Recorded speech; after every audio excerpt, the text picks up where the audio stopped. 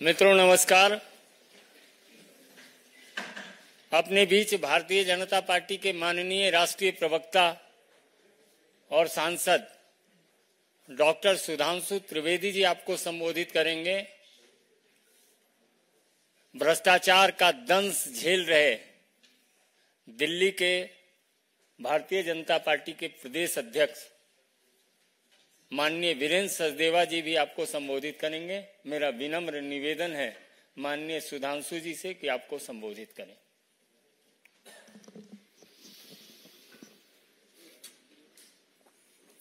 मित्रों, आज माननीय उच्च न्यायालय ने श्री केजरीवाल के संदर्भ में जो निर्णय दिया है उससे तथ्यों के कठोर धरातल पर आम आदमी पार्टी का अहंकार चकनाचूर हो गया है।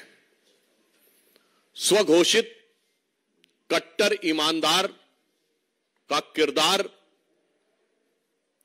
धारदार तथ्यों के साथ पूरी तरह तार तार हो गया है। ये सामान्य बात नहीं है।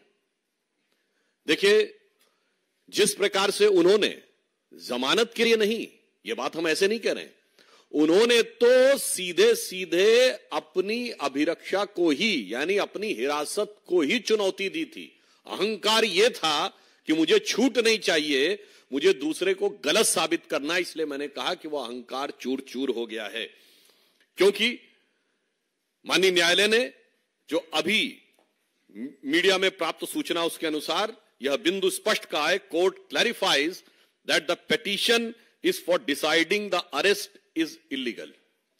क्योंकि उन्होंने तो सीधे यह कहा था कि अरेस्ट ही इलीगल है, यानी वो जमानत मांग ही नहीं रहे थे और इतनी बड़े अहंकार के साथ वो आगे बढ़ने का प्रयास कर रहे थे। दूसरा विषय बहुत स्पष्ट मैं आपके सामने उद्धृत करना चाहता हूं। Material collected by the ED reveals that the Kejriwal conspired was involved in formulation of excise policy। बार बार हम लोग कहते थे साक्ष्य जांच एजेंसियों ने दिए हैं और वो न्यायालय के समकक्ष हैं, न हमारे पास हैं न किसी अन्य के पास हैं, इसलिए उस पर बयानबाजी निरर्थक है। स्पष्ट रूप से कोर्ट कह रहा है कि जो साक्ष्य दिए गए उससे प्रतीत होता है कि वह नीति बनाने में बाकायदा कंस्पायर्ड द एक्साइज पॉलिसी, और फिर लिखा हुआ है was involve in the formulation of the excise policy and use the proceed of crime, यानी वो नीति निर्धारण में मुख्य कर्ता धर्ता थे और उससे प्राप्त चीज को अवांछित आपराधिक चीजों में प्रयोग किया गया। He is also allegedly involved in the personal capacity in the formulation of the policy and demanding the kickbacks, and secondly in the capacity of national convener। यानी प्रथम दृष्टया वो नीति को बनाने में मुख्य सूत्रधार थे और फिर उसके बदले में धन प्राप्त करने में अपनी दूसरी भूमिका यानी आम आदमी पार्टी के संयोजक के रूप में कर्ता धर्ता थे। उसके उपरांत माननीय न्यायालय ने एक और गंभीर ऑब्जर्वेशन दिया है। Court says doubting grant of the pardon of the approver amounts to casting aspersion on judicial process, अर्थात किसी को जमानत दी गई या नहीं इस पर टिप्पणी करना सीधे सीधे न्यायपालिका के ऊपर टिप्पणी करने के समान है।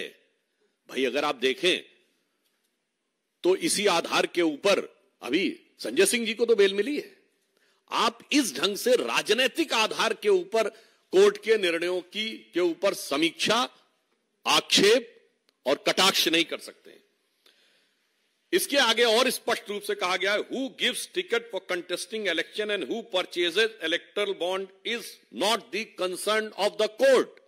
यह बहुत महत्वपूर्ण प्रेक्षण है, is a very significant observation by the high court कि किसको टिकट दिया गया, किसने इलेक्टोरल बॉन्ड लिया, इस विषय का कोर्ट की प्रोसीडिंग से कोई लेना देना नहीं है। अर्थात जो एक कानूनी विषय को वह राजनीतिक विषय बताने का प्रयास कर रहे थे, that was cleverly when he was trying to put a cover of technicality on their hidden motive of politicality, which has been totally discarded by the court। अब देखिए एक और बिंदु पे कहा है, the investigating agency under the criminal jurisprudence can't be directed to conduct the investigation as per convenience of the person. जो बार बार कहते थे कि ईडी हमें यह बताए कि इस तरीके से मुझे जवाब देना या उस तरीके से मुझे इस कैपेसिटी में बुलाया जा रहा है, इस कैपेसिटी में। बहुत स्पष्ट कहा है कि आरोपी को यह अधिकार नहीं है किसी व्यक्ति को कि वो ये तय करे कि किन नियमों, किन प्रावधानों या किस प्रक्रिया के तहत अथवा किस रूप में जांच एजेंसी उससे जांच करना चाह रही है। अगला बिंदु और गंभीर है, the court won't lay down different categories of law, one for common citizens and other granting special privilege to chief minister. आम आदमी पार्टी, मैं पुनः अंडरलाइन करके कहता हूं, आम आदमी पार्टी के तथा कथित आम आदमी मुख्यमंत्री के बारे में स्पष्ट रूप से माननीय न्यायालय कह रहा है कि सामान्य यानी आम आदमी के लिए एक नियम और आम आदमी पार्टी के मुख्यमंत्री के लिए दूसरा नियम, यानी नाम तो आम, दीवाने आम, और चाहते हैं कि डील किया जाए दीवाने खास की तरह, तो ये खासो खुसूस खासियत पूरी तरीके से खारिज कर दी गई कोर्ट के द्वारा। पुनः मैं कहना चाहता हूं, यह सबसे महत्वपूर्ण बात है। ये वही थे जो नाना प्रकार की चीजें कहते थे, मैं बंगला नहीं लूंगा, मैं गाड़ी नहीं लूंगा, मैं टोपी पहनूंगा, मैं सिक्योरिटी नहीं लूंगा, वगैरह वगैरह। जबकि मैं सारी बातें कर रहा हूं, ये सारी चीजें आवश्यकता होती हैं, सुरक्षा की आवश्यकता होती है, परंतु ये जो आम आदमी का चोला था वो पूरी तरीके से धराशायी हो गया, क्योंकि वो खुद एक खास ट्रीटमेंट चाह रहे थे। इसके उपरांत कोर्ट कहता है, court on necessity of arrest, जो उन्होंने कहा कि क्यों उनको हिरासत में लेना चाहिए। ED was in process of enough material which has led to arrest of Kejriwal, non joining of investigation by Kejriwal, delay caused by him was also impacted those in the judicial custody. अर्थात उनका बार बार ईडी के संबंध को दरकिनार करना, जवाब देने से मना करना, यह गलत था और पर्याप्त मटेरियल उपलब्ध था उनसे पूछताछ और जांच करने के लिए। दूसरा, एक गंभीर बात कही गई जो बार बार न्यायिक प्रक्रिया को राजनीतिक रंग देने का प्रयास और उसके ऊपर राजनीतिक आक्षेप करने का प्रयास है। उस पर कोर्ट ने साफ कहा है, जजेस are bound by the law not by the politics. आप उसमें राजनीति करना चाहते हैं क्योंकि आप लगातार 9 सम्मन डिले कर रहे थे, क्योंकि आपको पता था कि लोकसभा का चुनाव आने वाला, अनायास नहीं आने वाला था। इसका अर्थ यह हो गया कि आप न्यायिक प्रक्रिया को राजनीतिक दहलीज तक ले जाने का कार्य आप कर रहे थे। कोर्ट ने स्पष्ट कहा है, किसी भी प्रकार की राजनीतिक गतिविधि से न्यायिक प्रक्रिया प्रभावित होने वाली नहीं है, अर्थात टाइमिंग वाली बात ध्वस्त हो गई। देन उसके आगे और उससे गंभीर बात कही है, political considerations can't be brought before court of law. जो इस प्रकार की बात कहना कि चुनाव आ रहा है, वैसे तो ये लोग इस बात के बड़े आदतन शरारती हैं। याद करिए 2019 के लोकसभा से पहले कांग्रेस पार्टी के नेता भी वकील का चोला ओढ़कर श्री राम जन्मभूमि के मुद्दे पर भी यही कह रहे थे कि चुनाव आ रहा है तो इसको बाद में करिए। आज भ्रष्टाचार के मुद्दे पे चुनाव आने की बात पे कही तो कोर्ट साफ साफ कह रहा है कि किसी भी प्रकार का राजनैतिक संदर्भ न्यायालय के समक्ष देना उचित नहीं है। इसके उपरांत कोर्ट कहता है, court are concerned with the constitutional morality not the political morality. Court साफ कहता है कि ये जो आप तथाकथित अपनी नैतिकता राजनीति का बात करते हैं, इससे कोर्ट को कोई मतलब नहीं है, वो केवल हार्डकोर फैक्ट्स के बारे में कहता है। अब आगे की बात और भी गंभीर है, जो कहते थे चवन्नी नहीं मिली। इस पॉइंट में माननीय न्यायालय कहता है, this court holds that ED was able to place enough material statement of the approvers and their own candidate stating that was given to for Goa elections, it completes the chain regarding the money sent for Goa elections। यानी जब उनके स्वयं के प्रत्याशी ने यह बयान दिया है कि उसको इसी प्रकार का धन इसी स्रोत से प्राप्त हुआ है, तो यह प्रथम दृष्टया इस संदेह की पुष्टि करता है कि पैसा कहां से आया। जो कहते थे चवन्नी नहीं मिली, अब चवन्नी नहीं, वो करोड़ों का ट्रेल मिल रहा है। इसलिए हम ये बात साफ कहना चाहते हैं कि इंडिया अगेंस्ट करप्शन की अन्ना क्रांति से शुरू हुआ आंदोलन आज के में तब्दील हो गया है, यानी केजरी करप्शन क्रांति में तब्दील हो गया है। एक दशक के अंदर इतना बड़ा पराभव संभवतः भारत की राजनीति में कभी देखने को नहीं मिला होगा।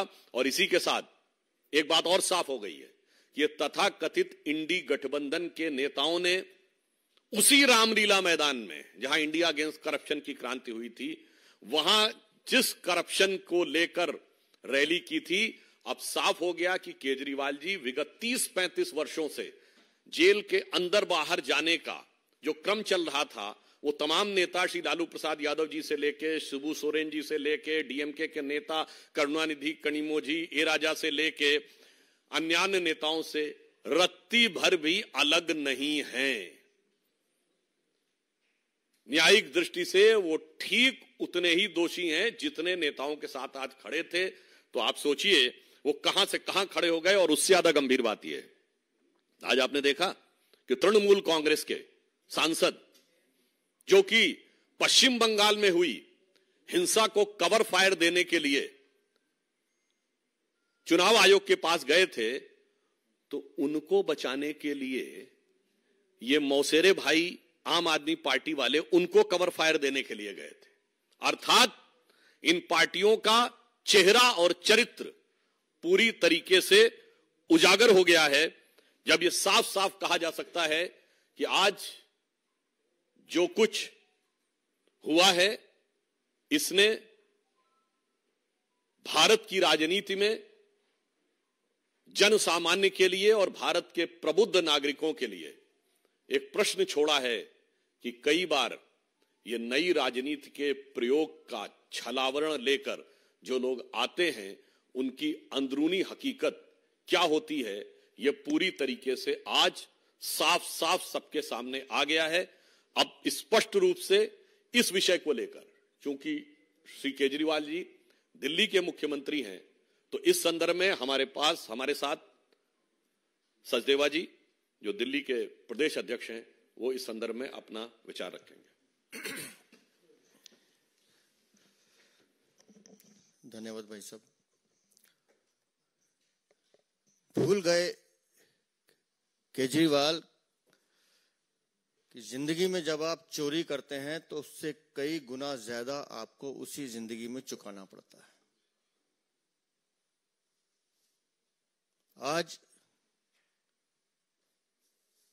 दिल्ली के करोड़ों लोगों की तरफ से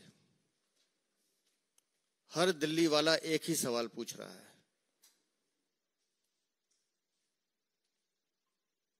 कि केजरीवाल, तुमने दिल्ली को शर्मसार किया है।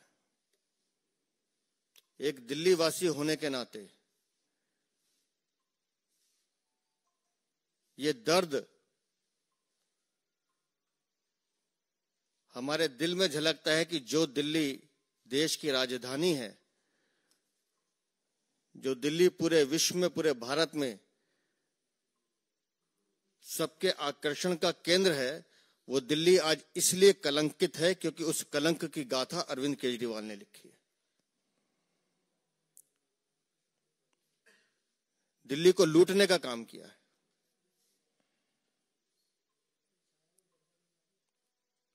हमारे पास फंसाया गया है, हमें यह किया गया, सारे साक्ष्य मौजूद हैं। जैसा भाई माननीय सुधांशु जी ने कहा, अभी माननीय न्यायालय ने जो टिप्पणी की है वो सीधा सीधा अरविंद केजरीवाल और आम आदमी पार्टी के मुंह पे तमाचा है।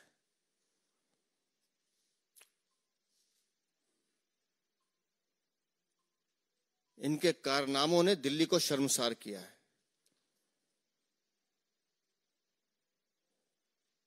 एक दिल्ली वाला होने के नाते पूछता हूं, क्या अब भी कोई नैतिक अधिकार है आपके पास कुर्सी पे बने रहने का?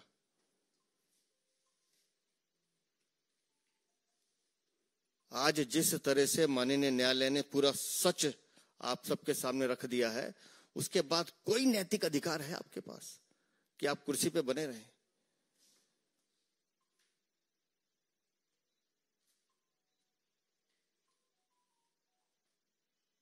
पूरी दिल्ली को लूटने का आपने षड्यंत्र रचा है। उन हजारों मां बहनों की हाय आपको लगी है अरविंद केजरीवाल, जिनके बच्चों को तुमने नशे में धकेलने का काम किया, जिनको पानी की जगह शराब की बोतल पकड़ाने का काम किया। हम मिले हैं उन माताओं बहनों से जिनके परिवार के लोग नशे में झूमकर आके उन पे हाथापाई करते थे, मारपीट करते थे। मुकदमे दर्ज हुए उन माताओं बहनों के खिलाफ भी, जो इसके खिलाफ आंदोलन कर रही थी। क्या जवाब देंगे ये लोग?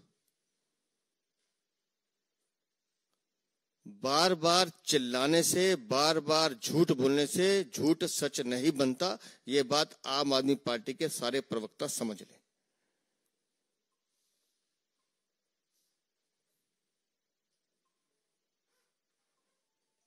शराब नीति घोटाले में किकबैक लिया गया है, कमीशन खाई गई है, अरविंद केजरीवाल दलाली खाई गई है।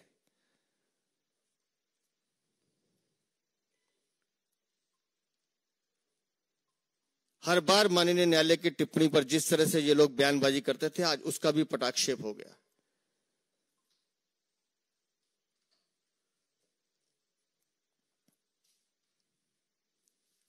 पूरी दिल्ली को दगा देने वाले, दिल्ली की जनता को धोखा देने वाले, दिल्ली को लूटने वाले अरविंद केजरीवाल, तुम्हें और तुम्हारी पार्टी को दिल्ली के लोग माफ नहीं करेंगे।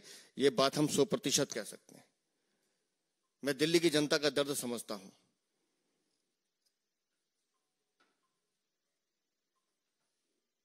लोग जानते हैं कि लोगों को क्या दिक्कत है। कौन सोच सकता था जी कि मंदिर, मस्जिद, गुरुद्वारा, स्कूल कुछ नहीं छोड़ेंगे, आप सब जगह शराब की दुकानें खोलेंगे।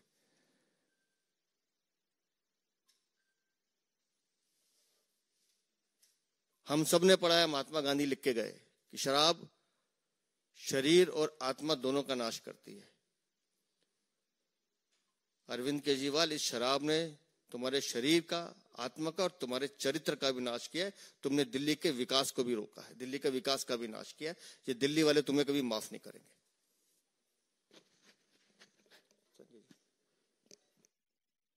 सादर आमंत्रित है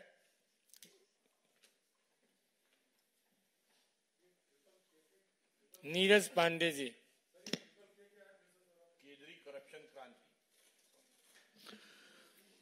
इंडिया अगेंस्ट करप्शन की अन्ना क्रांति से केजरी करप्शन क्रांति। और कोई किसी का प्रश्न?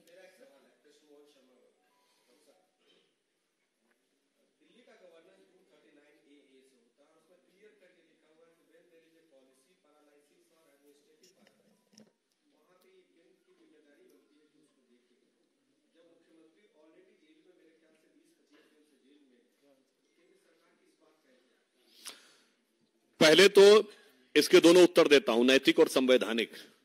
मेरे विचार से सवाल आज उनसे पूछा जाना चाहिए कि हाई कोर्ट के इस निर्णय के बाद भी कोई ये कहेगा कि जब फला फला क्लॉज के तहत एलजी पूछेंगे तब हम इस्तीफा देंगे।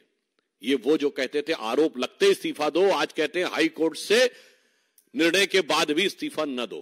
अब संवैधानिक उत्तर देता हूं। आपको पता है कि दिल्ली की विधानसभा इस देश की एक ऐसी विधानसभा है जो सतत सत्र में रहती है, यानी साइन डाई होता ही नहीं है, जबकि वो मिलती साल में एक ही बार है बजट पास करने के लिए। क्यों?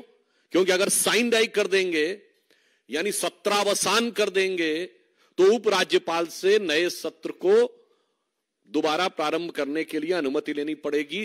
तब राज्यपाल को बोलना होता। जब सत्र में चल रही है विधानसभा तो प्रथम दायित्व विधानसभा अध्यक्ष का बनता है, तदोपरांत राज्यपाल का। तो उनसे पूछिए, जैसे पार्लियामेंट सेशन में होती ना तो आप क्या कहते हैं कि भाई ऑर्डिनेंस नहीं आएगा because parliament in the session, तो the Delhi assembly is in perpetual session. तो भाई नैतिक भी सवाल आपसे है और संवैधानिक सवाल भी आपसे है। बचने की जितनी भी गुंजाइश करिए, बचने का कोई रास्ता अब दिखाई नहीं पड़ रहा है। एक मिनट भाई, तोसी मंडोला ये नहीं।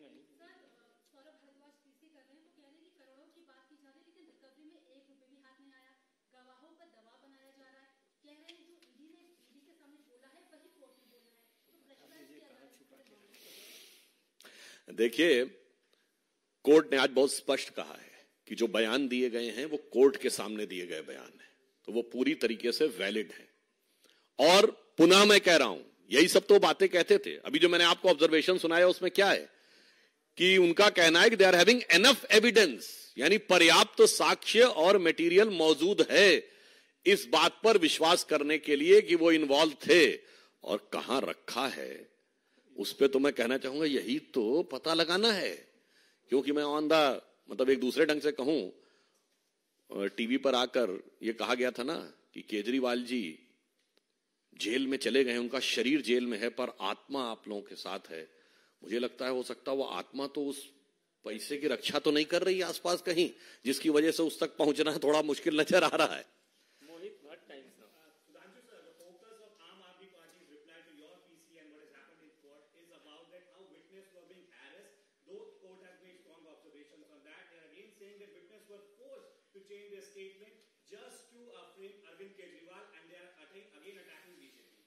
I think with a clear-cut indication in verbatim I have read in front of you in which the court has categorically said two things. Number one, the statements were in front of the magistrate, so it was in front of the court. Number two, they were having enough evidence and they are having enough references to prove that Kejriwal ji was, you can say, pivotal in making the policy and getting the kickback. So I think again, जिसे कहते हैं, मतलब इसको मैं जब तक निर्णय ना आ जाए तो मैं शब्दशः न लिया जाए, पर एक कहावत होती है, चोर चोरी से जाए हेरा फेरी से न जाए।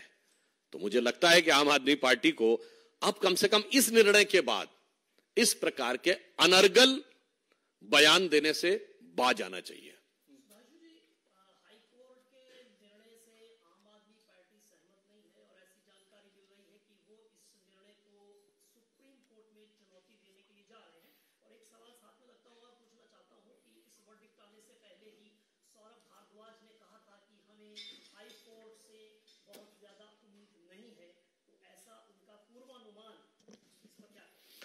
देखिए, इसीलिए कोर्ट ने बहुत साफ कहा है कि न्यायालय पर राजनीतिक टिप्पणियां मत करिए। और आपने सहमत की बात कही, इतनी बड़ी लानत मिलने के बाद आपको लगता है कि सहमत होने की जहमत वो उठा सकते थे? तो जो कुछ हो रहा है ये इनएविटेबल था, ये अवश्यंभावी था। परंतु आज मैं कहता हूं, अगर वही कोर्ट संजय सिंह को बेल देता है तो लोकतंत्र की विजय है, और वही कोर्ट केजरीवाल जी को दोषी मानता है तो लोकतंत्र समाप्त है। वही कोर्ट यदि इलेक्टोरल बॉन्ड पे वो निर्णय देता जो उनके अनुकूल लगता है तो लोकतंत्र की विजय है। वही कोर्ट अगर चंडीगढ़ पे वो निर्णय देता है जो वो उनको अच्छा लगता है तो लोकतंत्र की विजय है। वही कोर्ट राहुल गांधी की सदस्यता बहाल करता है तो लोकतंत्र की विजय है। और वही कोर्ट आपको दोषी सिद्ध करता है तो ये कहते हैं कि हमारा अनुमान ऐसा था। वैसे उनके अनुमानों पे क्या क्या कहा जाए वो तो खैर अनुमान उनके 13 साल से सुनते आने, परंतु मुझे लगता है ये राजनीतिक क्षेत्र में नैतिक निर्लज्जता की पराकाष्ठा है। This is nothing but the height of hypocrisy in politics if this type of statement and such a selective comment on the various judgement of the court.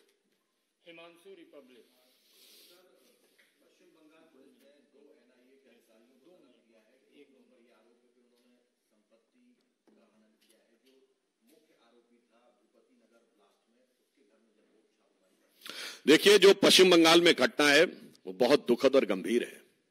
Diamond harbour क्षेत्र में जिस प्रकार से हिंसा हुई है और जिस विषय का आपने उल्लेख किया है, बहुत गंभीर बात यह है कि उतने बड़े ब्लास्ट के आरोपियों में को जब गिरफ्तार करने के लिए एनआईए की टीम जाती है तो पहले ईडी पे हमला हो चुका होता है और अब एनआईए पे हमला होता है। यह संविधान बचाने के लिए है कि संविधान नष्ट करने के लिए है? उसके बाद मुख्यमंत्री किस प्रकार का बयान देती हैं कि साहब वो आधी रात में आए थे बगैर पुलिस को बताए हुए, जबकि मिदनापुर पुलिस के एसपी ने साफ कहा कि वो सवेरे आए थे, पुलिस को बता कर गए थे। दूसरा पॉइंट वो कहती है महिलाओं के साथ दुर्व्यवहार हुआ, जबकि वहां पर वीडियो फुटेज अवेलेबल है कि उसके साथ महिला पुलिस थी। और उससे ज्यादा दुखद यह है, ये ममता जी की निर्ममता की पराकाष्ठा है कि वो कहती वो चॉकलेट बम था। जबकि उसमें जो शव के टुकड़े हैं वो कई 100 मीटर दूर तक मिले, जिसमें उनका एक कार्यकर्ता भी मारा गया है। बड़े दुख की बात यह है, अपराध और भ्रष्टाचार दोनों को संरक्षित करने में जो कुछ पश्चिम बंगाल में किया जा रहा है वो लोकतंत्र के लिए और संविधान के लिए सबसे बड़ा खतरा है। और वो सबसे बड़ा खतरा तृणमूल कांग्रेस की सरकार के अंडर में मैं कह सकता हूं कि जो परिस्थितियां हैं वो लालू प्रसाद यादव जी के शासनकाल के बिहार और समाजवादी पार्टी के शासनकाल के उत्तर प्रदेश से ज्यादा बुरी स्थितियां सुनियोजित और व्यवस्थित हिंसा के द्वारा पश्चिम बंगाल में हो रही हैं। उससे दुखद बात यह है कि जिस प्रकार से मुख्यमंत्री उनका बचाव कर रही हैं कि शाहजहां शेख का तो बचाव होता है और वहां तक तो ठीक था, अब बम धमाके वालों का भी बचाव हो रहा है। मुझे लगता है बंगाल के साथ, बंगाल की जनता के साथ, बंगाल की जनता के दर्द के साथ इससे ज्यादा दर्दनाक अन्याय नहीं हो सकता। अनामिका रत्ना अंतिम प्रश्न है, इसके बाद प्रश्न नहीं ले पाएंगे, बहुत समय हो चुका है।